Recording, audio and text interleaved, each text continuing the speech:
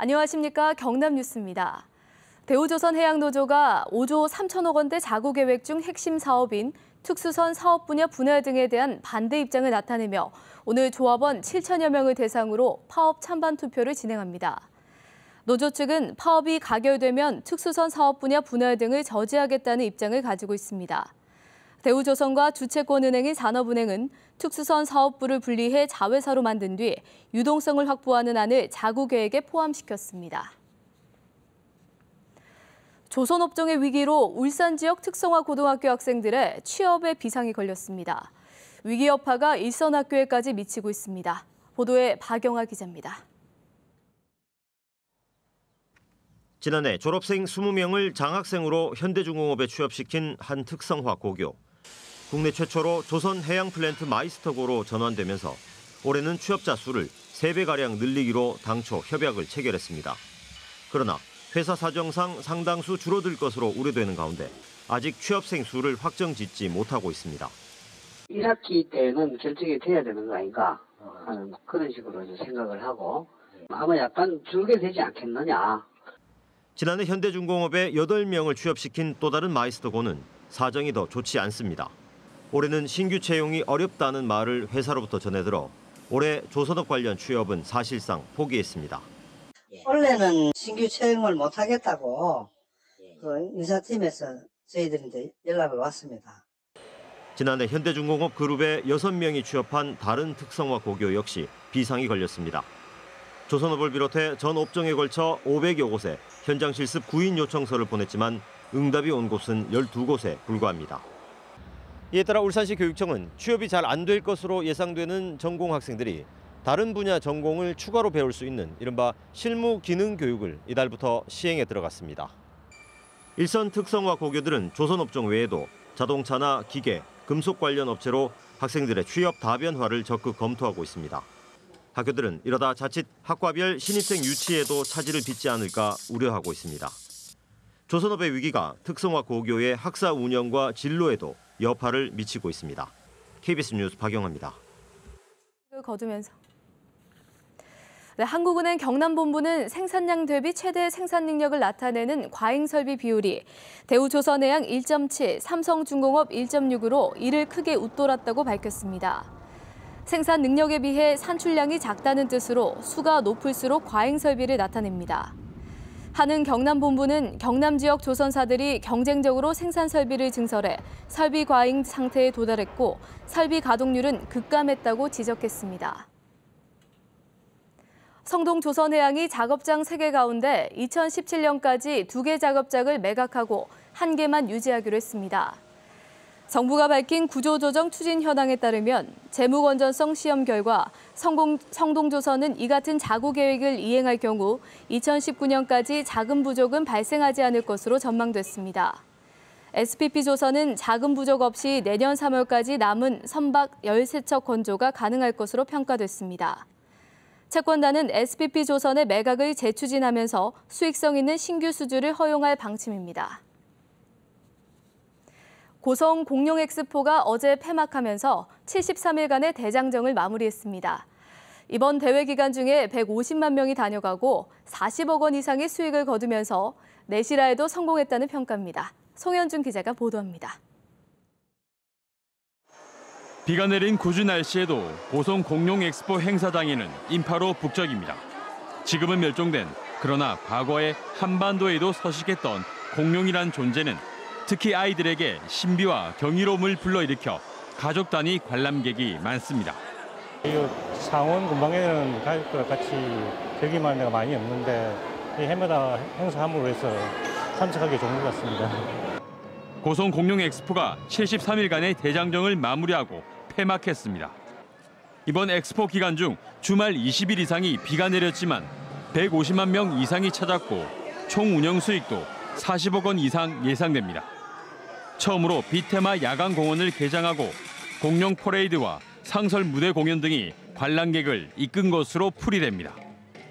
또 고성 지역 상품권 10만 장을 제작해 관람객에게 배부하면서 지역 경제 활성화에도 도움을 준 것으로 조직위는 보고 있습니다.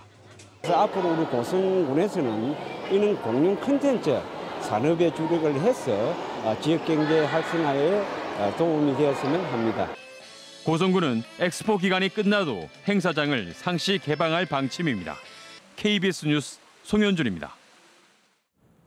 경상남도와 자매 지역인 일본 야마구치에서 보내온 한일 교환 뉴스입니다. 노인들의 야간 교통사고를 예방할 반사재료의 복장 착용과 지진에 대비하는 주택 설계 등을 전해드립니다. 시민보 아나운서입니다. 시모노세키시 지역교통안전자원봉사단이 노인 가정집을 방문했습니다. 70, 80대 노인 부부에게 봉사단은 착용할 수 있는 반사체와 손전 등을 건넸습니다. 반사체는 야간에 운전자가 노인을 발견하기 쉽도록 한 재료입니다. 경찰은 밤에 차가 다니는 길을 걸을 때는 반사체를 꼭 사용하도록 당부했습니다. 야마구치현 경찰본부는 지난 3월부터 노인 교통사고를 막기 위해 이 캠페인을 시작했습니다. 夜はその重大な事故になってきます。反射材をつけるという意識が交通事故を防ぐと。 야마구치 경찰본부는 현내에서 올해 노인 20명이 교통사고로 사망했고 저녁부터 새벽까지의 사망사고가 절반을 차지한다고 밝혔습니다. 구마모토 지진 이후 주택의 내진에 관한 무료 상담회가 야마구치시에서 시작됐습니다. 구마모토 지진으로는 3만 7천여 채의 주택이 피해를 입었습니다. 지진 상담회에는 1급 건축사가 집의 구조와 내진 기준 충족 등을 점검했습니다. 현의 담당자는 주택의 내진 진단 보조 제도에 대해 설명했습니다. 改修の補助制度というのがありますので、そういったところをですね、周知して耐震化率を上げていくというか、皆さんに耐震診断をしていただきたいなというふうに思います。 야마구치현 주택의 내진 설계는 2013년 기준 74.3%로 전국 평균인 82%를 밑돌고 있습니다.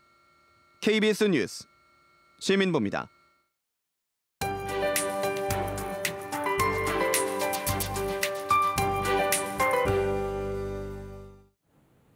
출근길 시정 상황이 좋지 않습니다. 현재 내륙과 해안 지역을 중심으로 안개주의보가 내려졌는데요. 합천과 함양의 경우 가시거리가 100m가 채 되지 않습니다. 교통안전에 주의하셔야겠고요. 대기 중 수분량도 가득합니다. 기온 자체는 크게 높지 않지만 습도가 높아 불쾌 지수가 올라가는 점 염두에 두셔야겠습니다. 또 낮부터 늦은 오후 사이엔 소나기 예보가 들어와 있습니다. 강수량은 5에서 20mm로 내다보고 있습니다. 오늘은 고기압의 영향을 받겠습니다. 현재 남부지방을 중심으로 높은 구름이 간간히 지나고 있고요. 대기 불안정도 지속되고 있습니다. 비가 내리는 곳은 돌풍을 동반한 천둥, 번개가 치는 곳이 있겠습니다. 동부 지역입니다. 현재 대부분 아침 기온 20도 안팎에서 시작하면서 선선하게 출발하고 있습니다. 낮 기온은 김해 28도, 창원 26도로 어제보다 1, 2도가량 높겠습니다. 서부 지역도 오후 한때 비가 지나겠습니다. 또 동풍이 불어들면서 해안 지역을 중심으로는 조금 선선한 기분이 들겠습니다. 남해 27도, 합천 28도로 예상됩니다. 바다의 물결은 모든 해상에서 낮게 일겠습니다. 0.5에서 최고 1.5m로 예상됩니다. 이번 주는 수요일 비 예보가 들어와 있습니다. 강수 시점은 밤으로 전망되고요. 양도 많지는 않겠습니다. 기상정보였습니다. 함양군이 2018년까지 대봉산 일원에 산림 레포츠 단지를 조성합니다. 사천시가 해양항공산업에 특화된 송포 도시첨단산업단지 지정 계획을 하반기에 신청합니다. 한국도로공사는 15일 통영 대전고속도로 산청휴게소에 효드림 테마공원을 개장합니다. 남해군이 지방하천 26곳에 대한 수질 오염도 검사를 한 결과 모두 양호한 것으로 나타났습니다. 진주혁신도시 이전기관 직원들의 출장 횟수와 출장비 지출이 전국 평균치를 웃돌았습니다. 국회 예산정책처가 펴낸 공공기관 지방 이전 사업 평가 자료를 보면 지난해 진주혁신도시 이전기관의 출장 횟수는 12만 300여 차례로 나주혁신도시에 이어 2위를 기록했고 출장비 지출도 110억 원을 기록해 2년 전보다 40% 이상 증가했습니다. 경남의 도시가스 요금 결정을 앞두고 지역 시민단체와 정당이 도시가스 요금 인하를 촉구했습니다. 도시가스 인하 시민대책회의는 경남에너지가 경남 9개 시군에 독점 공급하고 있는 도시가스 요금이 서울시와 경기도보다 각각 11.1%와 8.7%가 비싸다며 경상남도가 요금 승인 근거를 밝혀야 한다고 주장했습니다.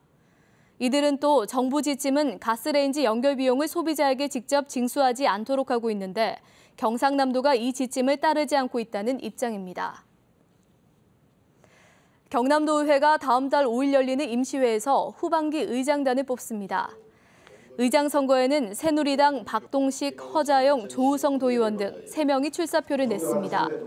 또 제1부의장에는 최진덕, 정현희 도의원 등 2명, 제2부의장에는 정재환, 권유관, 장동화 도의원 등 3명이 출마했습니다. 만여 곳으로 추정되는 경남 지역 무허가 축사가 합법화됩니다. 경상남도는 무허가 축사 대부분이 분뇨 유출을 막으려고 지붕을 연결하면서 생긴 건폐율을 넘긴 것으로 보고 있습니다. 이를 위해 경상남도는 시군마다 다른 축사 건폐율을 60%로 높이고 가설 건축물 적용 확대 등의 규정을 손질하기로 했습니다. 경상남도가 멸종 위기인 경남의 토종 농산물을 복원해 육성합니다. 경상남도는 이를 위해 토종 종자 씨앗을 봄에 빌려주고 가을에 돌려받는 토종 종자 씨앗 도서관을 운영해 토종 농산물 13종을 보존하고 육성할 예정입니다. 또 경남 지역 농업 관련 연구소들과 연계해 시군별 토종 농산물 목록을 만들고 토종 농산물 복원도 진행합니다. 경남과 대구, 경북, 울산 등 4개 시도는 공동 보도 자료를 내고 영남권 신공항이 밀양에 건설될 경우 사찰 훼손이 우려된다는 일부 보도는 사실과 다르다고 밝혔습니다. 4개 시도는 최근 언론을 통해 보도되고 있는 밀양 신공항 건설에 따른 사찰 훼손 등에 대한 내용은 지난 2011년 동남권 신공항 입지평가 자료집에 근거한 주장이라고 지적했습니다. 특히 전통 사찰이 있는 무척산과 봉화산, 신어산의 봉우리는 전혀 절토하지 않는다고 강조했습니다. KBS 뉴스를 마칩니다. 고맙습니다.